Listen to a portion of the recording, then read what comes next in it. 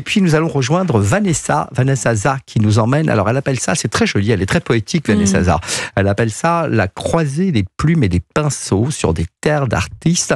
Vous nous emmenez où ce matin, ma chère Vanessa? Allez, je vous emmène dans l'arrière-pays niçois. J'adore ce coin-là. Et pourquoi? Parce qu'il y a aussi Saint-Paul-de-Vence. Il y a et Saint-Paul-de-Vence, je pense que Héloïse, vous connaissez aussi, j'ai l'impression. C'est très très beau.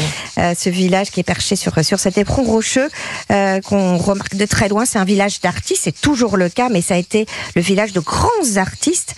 Il est connu pour sa fondation d'art contemporain, la fondation MAG, qui a qui a déjà 61 ans. Donc, et Malraux disait que c'était pas un musée, c'était un lieu créé par amour et pour l'amour de l'art et des artistes, les amis. Alors justement, il est né comment ce musée? Eh bien justement, en fait, par amour, vous allez voir. Alors, Marguerite et Mag, qui sont des grands marchands d'art, des galeristes, donc reconnus dans le monde entier à l'époque. Bon, malheureusement, il va y avoir un accident de vie un peu terrible, mais ils vont perdre un de leurs garçons.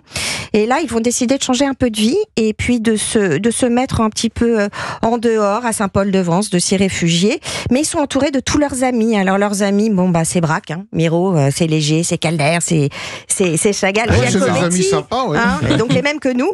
Et donc ils vont les entourer d'affection et puis ils vont essayer de les remettre un petit peu dans la vie artistique. Miro va leur dire de venir voir un petit peu son atelier donc à Palma, en Espagne. Et puis là, bim, ils ont le déclic, ils se disent on a la même lumière en fait, nous aussi, du côté de Nice qu'à Palma.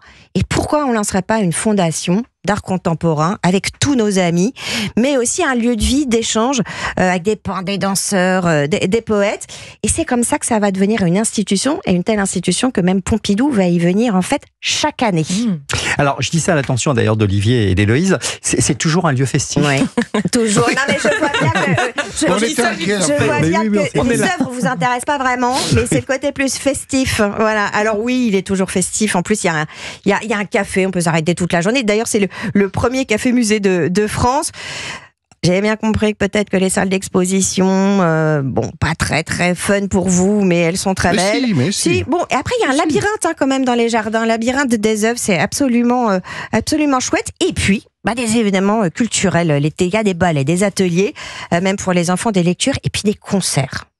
Surprise, je vais pas vous donner tout le programme, mais j'aimerais quand même vous dire que l'année dernière, on avait donc Pete Doherty, et on a même eu à une époque Françoise Hardy qui venait. Voilà, je vous laisse découvrir cette année, je vous en dis pas trop parce qu'il faut que je vous donne envie quand même. Voilà. Joli petit souvenir, Françoise Hardy, là-bas.